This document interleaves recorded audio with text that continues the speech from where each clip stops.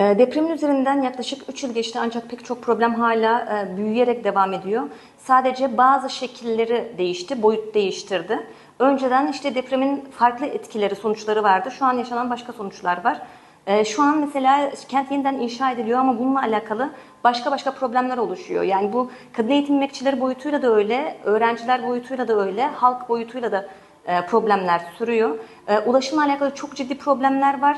Yaklaşık yani 5 dakika sürecek bir yol bile 25 dakikayı buluyor. Araçlar sürekli sanayide sürekli araçlarla ilgili problemler yaşanıyor.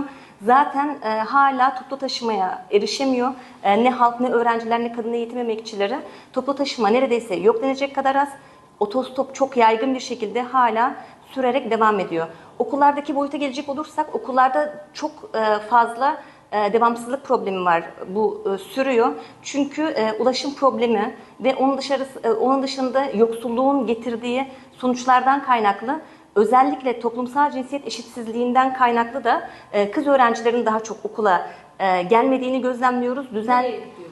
Kız öğrenciler işte yoksulluktan kaynaklı, eğer ki anne ev içinde bir geçim derdinden kaynaklı ev içinde bir üretim sağlıyorsa diğer çocukların bakımını yine kız öğrenciler sağlamak zorunda kalıyor. Böyle bir boyutu var. Onun dışında ulaşımla alakalı bir problem olduğu için bir gün gelebilen öğrenci başka bir gün ulaşım probleminden kaynaklı veya hava koşullarından kaynaklı okula gelemiyor olabiliyor. Tabii ki bu erkek öğrenciler için de geçerli, ancak birinci olarak tercih edilen kız öğrenciler oluyor. Çünkü evin yükünü yine anneden sonra çeken kız öğrenciler olduğu için aile boyutuyla alakalı böyle bir durum yaşanıyor.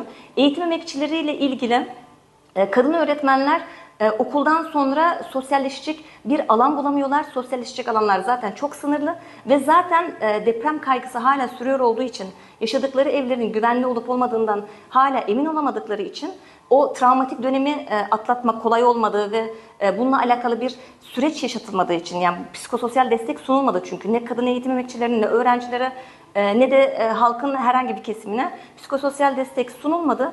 Bu sebepten hala o travmanın etkileri sürüyor. Kadın eğitim emekçileri okullardan sonra bir an önce eve gitme derdinde. Sosyalleşme alanları zaten yok ve zaten buna bir zaman ayırmak da istemiyorlar. Çünkü kaygı çok yüksek boyutlarda. Onun dışında zaten kreş hakkı olmadığı için, kreşe ulaşım problemi olduğu için çocukların bakım yükü komple kadın eğitim emekçilerinin üzerinde. Böyle problemler sürerek, artarak devam ediyor. Yoksulluk zaten katmerleşerek ilerliyor. Tabii ki Türkiye'nin her yerinde yoksulluk derinleşiyor, ancak burası deprem bölgesi, hala deprem bölgesi. Bir şey değişmiş değil. Bundan kaynaklı da bu yoksulluğun olumsuz sebeplerinden kaynaklı dışarıda bir harcama yapacak bir bütçe zaten yok. Bundan kaynaklı da insanlar evlerine hapis olmuş durumda.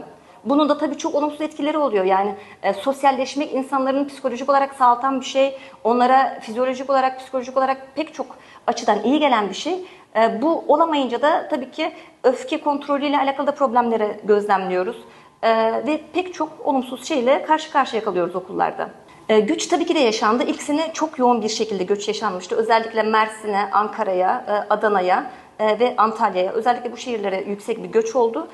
Sonrasında Hatay halkı çok memleketine bağlı ve memleketini her koşulda seven bir halk olduğu için bir sene geçtikten sonra o kötü koşullara bile insanlar dönmek istedi. Bir yıl sonra geri dönen oldu. Tabii net bir veri yok elimizde.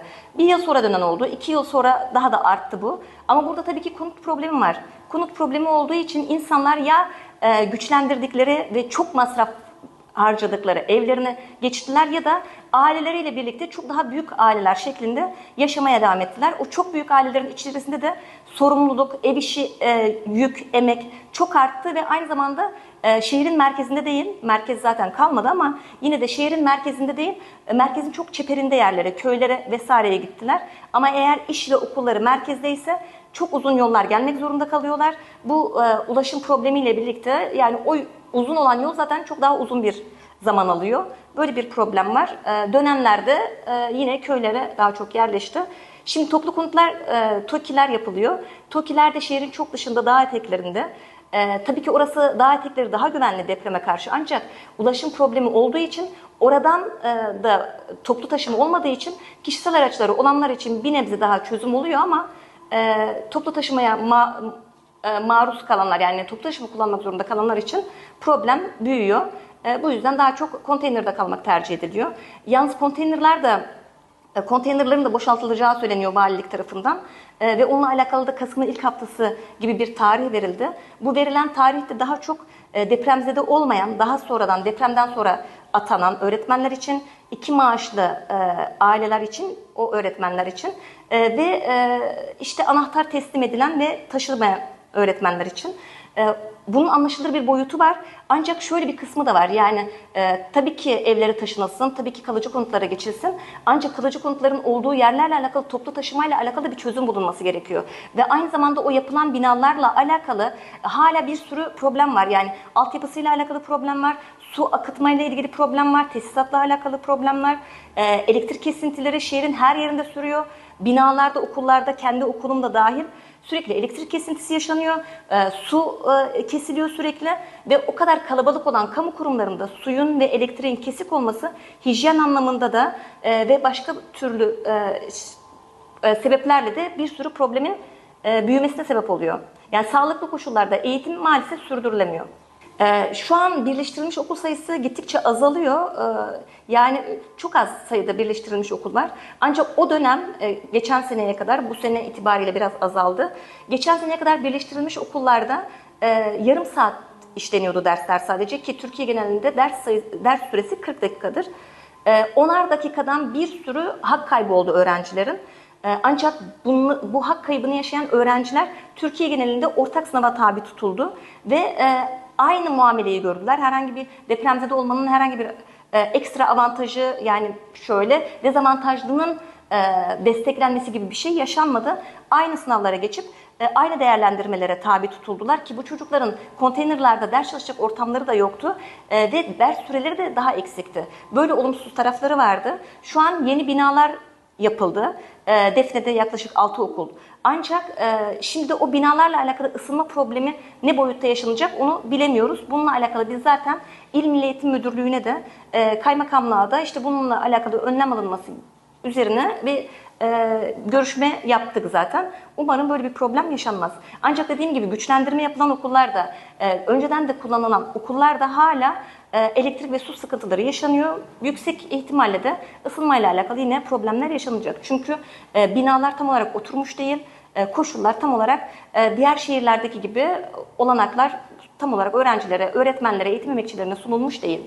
Yani kadın eğitim emekçileri olarak aslında şöyle, burası deprem bölgesi olduğu için en başından beri biz bütün öğretmenlere burayla alakalı bir ek ödenek talep etmiştik. Çünkü hakikaten bir ek ödenek olması gerekiyor. Dezavantajlı bir durumda yaşadığımız ve çalışma hayatımızın böyle olduğundan kaynaklı buranın bir daha talep edilen, daha kalınması uygun görülen, kalabilirim denebilecek bir noktaya gelmesi için buranın desteklenmesi gerekiyordu. Ancak böyle bir destek sunulmadı. Bunun kadın boyutuna gelecek olursak zaten toplumsal cinsiyet eşitsizliği var. Yani bu her yerde görünen bir şey. Ya kadınlar sadece okulda ders vermiyorlar. Eve gidince orada kendi çocuklarına da bakım emeği veriyorlar. Evde bir yaşlı varsa ona da bir bakım emeği veriyorlar.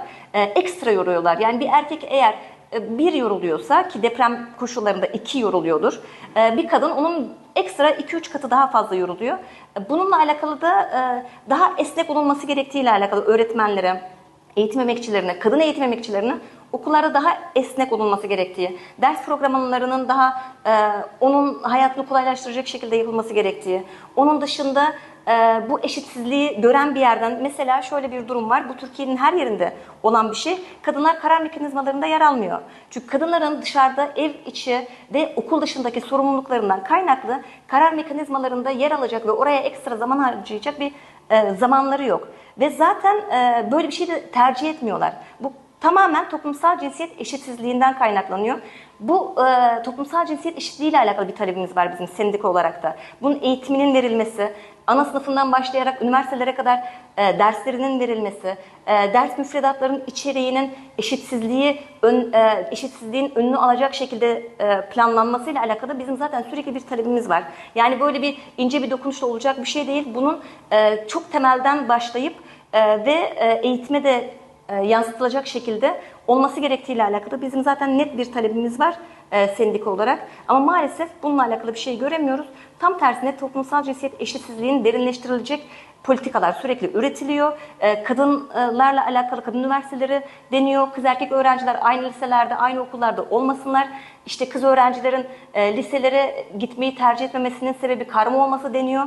Tam tersine işte kadınların, kızların okullarda, karar mekanizmalarında toplumsal cinsiyet eşitliğinin sağlanacağı olanakların olduğu yerlerde olması engelleniyor. Ve bizim taleplerimiz de görmezden geliniyor. Şunu belirtmek istiyorum. Deprem bölgesinde tamam 3 yıl geçmiş olabilir ancak deprem çok büyük bir depremdi. Hatay bunu en ağır şekilde yaşayan il. Bunun görülmesi gerekiyor. Bunun hala sürdüğünün bilinmesi gerekiyor. Problem bitmedi. Problem başka sadece boyut değiştirdi.